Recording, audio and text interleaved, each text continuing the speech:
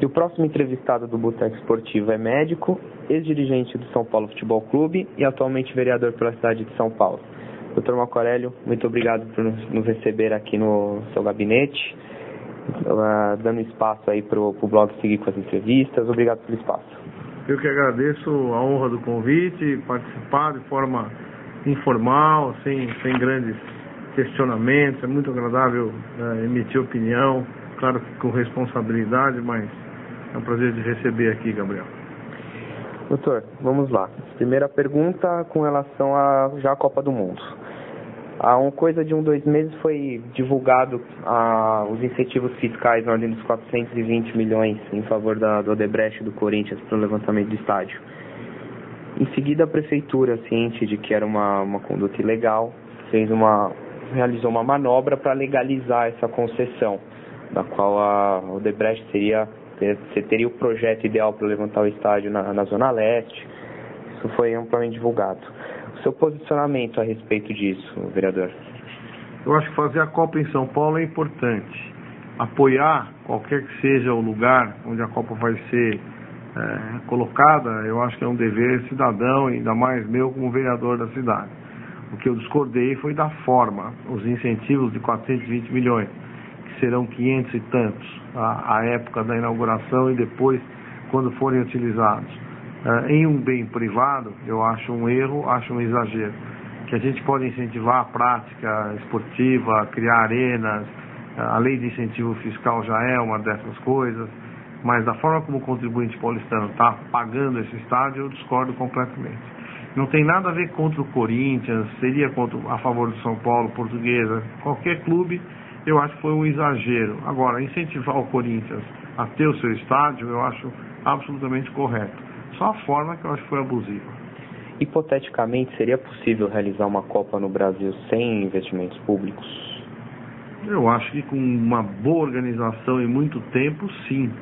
Mas eu creio que a Copa é um evento nacional que promove o país, que promove as nossas divisas, que traz recursos para as cidades que serão sede, até aquelas que são subsede, ou mesmo aquelas que não sendo sede, o turista virá para conhecer, para passear, para consumir, para conhecer o lugar e repetir a sua visita. Então eu acho que o investimento público pode existir, eu não sou contra, não. Eu sou contra o abuso do investimento público. Eu acho que toda vez que você faz uma parceria e tem o dinheiro público no incentivo, isso há na cultura, falando do teatro, do cinema, por que não no esporte? E até acho que a dívida do país com o esporte, especialmente o futebol, é muito grande. Porque quando um presidente da República vai visitar o Obama, leva uma camisa da seleção brasileira. Quando vai fazer uma visita importante, de caráter político ou não, leva-se uma camisa da seleção brasileira, do Ronaldo, do Romário, do Pelé, de tantos craques que nós personificamos como cidadãos e país. Então eu acho que o esporte é um carro-chefe desse país. O futebol é, sem dúvida alguma, a maior arma de conhecimento que o Brasil tem fora no mundo internacional. Então acho que a retribuição é justa. Agora, retribuir de forma anárquica, sem licitações corretas, com direcionamento de obras, com aquelas feituras a toque de caixa, porque o prazo está esgotado, então se faz sem licitação para poder concluir a obra, emergenciais. Então acho que são normas e coisas como burlar padrões bons de comportamento. Eu acho que a Copa aqui será bem feita.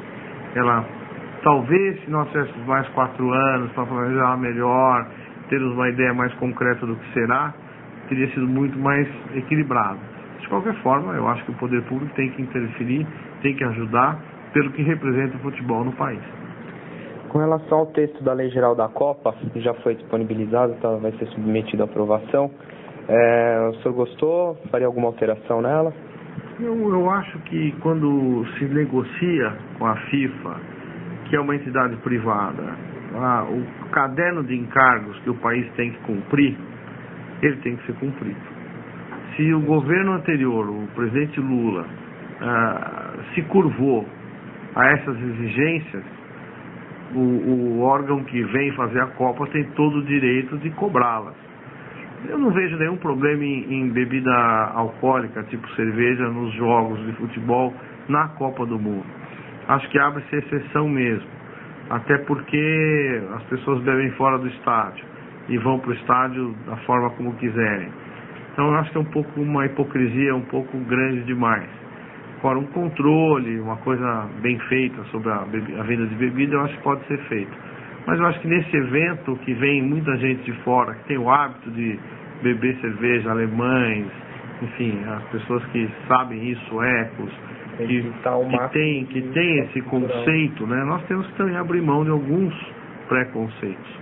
Depois disso, acho que termina-se essa exceção e volta a nossa condição cultural natural, que é não vender bebida alcoólica, porque ela realmente aumenta a violência. E nos estádios da Copa, acho que será um ambiente muito festivo. Não vejo nenhuma chance da gente ter grandes problemas de relacionamento, até porque o Brasil recebe muito bem todas as pessoas, todas as raças, credos, e o ambiente da Copa não é o ambiente do futebol caseiro. Pouca gente que vai ao futebol durante o ano aqui vai à Copa do Mundo assistir um jogo. Será um grande número de turistas que gastam muito dinheiro, será pessoas que vêm de fora da cidade, como se aqui em São Paulo virão do interior de São Paulo, de Minas. Não é aquela torcida guerreira, cativa, inconsequente, que muitas vezes são as organizadas ou parte delas, e isso diferencia totalmente o que é uma Copa do Mundo e o que é um Campeonato Brasileiro. Bom, começando a entrar em São Paulo, no assunto São Paulo, essa semana saiu o alvará para a reforma do Morumbi. Não saiu alvará. Não? Saiu alvará nenhum. Saiu autorização para... Nem isso. O que há são estudos que estão progredindo de esfera em esfera. Alvará é um só. E às vezes as pessoas me cobram nas redes sociais, no Twitter, Facebook, o que falta para o Kassab assinar? Eu digo assim, não é um carimbo que vem uma folhinha de papel e o prefeito dá um carimbo e pronto. Nós não estamos mais na época em que o prefeito era um xerife ditatorial que falava, fazia, mandava prender e mandava soltar. Tudo tem regra, tudo tem lei, tem Ministério Público, tem Associação de Moradores. Hoje há um respeito muito grande por todos aqueles que participam nas cidades de São Paulo. Então é preciso um grande entendimento, é preciso uma ordem muito grande das coisas, para que quando se tenha um texto bem feito para permitir alguma coisa, ele não dê para trás em relação a críticas, em relação ao Ministério Público, a cobranças judiciais. Então, o que está construindo etapa por etapa, e o que foi aprovado em um conselho é que a cobertura do Morumbi pode ser feita. Esse é o primeiro passo, que ela não representa aumento da carga potencial construtivo e da área em metro quadrado que será coberta. Não é. Esse foi um grande debate que eu criei aqui, que eu conversei com todas as pessoas importantes que debatem isso na prefeitura. Que antigamente, quando você cobria o estado de abastecimento armado, aquele negócio era realmente uma casa-mata. Hoje os materiais são leves, a cobertura é para dar conforto do vento, do frio, do sol excessivo, da chuva. Então é proteção, não é área construída. Isso foi compreendido claramente. Os materiais hoje são muito melhores. Então essa fase já passou. Ou seja, cada órgão técnico que está analisando compõe uma fração desse conteúdo. Ao final virá então o alvará inicialmente provisório, para início de construção, e depois o definitivo, quando realmente, vendo a obra e constatando que ela está sendo feita dentro dos padrões, se tem finalmente o alvará definitivo da construção da obra. Esse é o processo natural e passa por câmaras e órgãos técnicos competentes. Cada um vai dando o seu aval até sim finalmente isso ser conseguido. Fora isso, mudanças legais têm que ser feitas através da Câmara Municipal. Algumas, como lei do zoneamento, são quase impossíveis de serem mudadas, porque isto não pode mudar o zoneamento sem a gente falar em plano diretor, em revisão do plano diretor. Então, às vezes, o torcedor são paulino, poxa, mas você não conseguiu, não mudou? Olha, você me dá um comprimido de 5 gramas para engolir, fala, ó, não dá para engolir esse comprimido, tem que fracioná-lo. Então vamos fazer o seguinte, vou quebrar em 5, vou engolir 1 grama por vez e estudar como é que eu tomo o restante. e se eu posso tomar toda essa dose. E devagar nós vamos construindo aquilo que é bom para a cidade, não para o São Paulo. Claro que será para o São Paulo, mas isso vai valer para o Palmeiras, vai valer para o Corinthians, vai valer para a Portuguesa, para o Juventus, para o Pinheiros. Nós temos que fazer, e eu tenho cobrado muito aqui, um equilíbrio entre todos os clubes. Se fez demais pelo Corinthians, se fez demais em função da Copa do Mundo, e nós não podemos deixar de olhar para outros clubes que têm demandas municipais, necessidades reais de aprimoramento dos seus espaços, construções novas, questões com o próprio IPTU, como o Jockey Clube de São Paulo, o Círculo Militar, que está numa área nobre e é da prefeitura, a prefeitura olha aquele terreno com alguma ganância, mas há de se lembrar que ali estão instalados há muitos anos e eles ajudaram a conservar aquele local, que o soldado, o sargento, o militar tem um soldo baixo, que ele migra de cidade para cidade, ele não tem sociedade praticamente constituída. Se ele perder aquele espaço que é importante para ele, como é que ele vai fazer? Então há questões a serem estudadas, debatidas. O São Paulo é parte dela. E nós vamos seguramente conseguir esses benefícios justos, equilibrados para todos os clubes. Então hoje o São Paulo só tem essa autorização, então ele não poderia iniciar as obras já de pronto. Tem que aguardar o alvará, ou já ciente de que a arena e a cobertura não integrarão o potencial construtivo e já pode iniciar as obras? Não, agora passado isso virão outros órgãos técnicos para analisar e aí fecha a questão. Pode começar a obra com alvará provisório e depois entram, claro, durante o período de análise da construção, depois se consegue o definitivo. Isso para cobertura. Certo, e o senhor mencionou também a lei de zoneamento, da difícil alteração dessa lei. Então o hotel que o São Paulo planeja construir dificilmente vai sair do papel? Nesse momento é mais difícil. Nós poderemos fazê-lo em algum tempo. Pode até ficar ali um projeto para que ele seja construído. É mais ou menos assim, olha, se eu quiser fazer um hospital no meio do Pacaembu ou no meio do Jardim América, eu posso?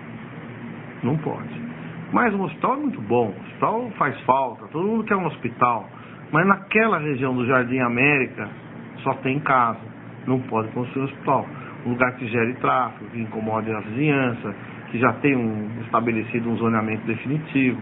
Mas será que um dia pode ter? Um dia pode ter. Se a gente encontrar um mecanismo que a rua seja uma rua próxima de uma via praticamente... esqueci a palavra exata, mas é um canal, uma via direta de tráfego. Uma via de mão rápida. Exatamente. Aí você pode, de repente, criar uma situação para fazer aquele hospital ali. Mas no seio dos jardins não vai poder. Então, nós temos que entender isso, claramente. Não é porque quer que sai. É preciso amadurecer, mudar. Hoje, por exemplo, a questão do silêncio, do psil, do barulho, né? Lá na Giovanni Gronchi, o zoneamento exige um valor em decibéis que o barulho espontâneo da rua é maior do que o que o zoneamento permite. Então isso é revisão.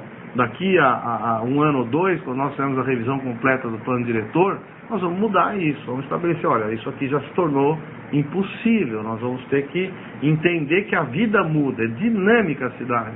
E você vai mudando as regras e as leis conforme a demanda ocorre. Esse dinamismo nos obriga a fazer algumas mudanças, aperfeiçoamentos.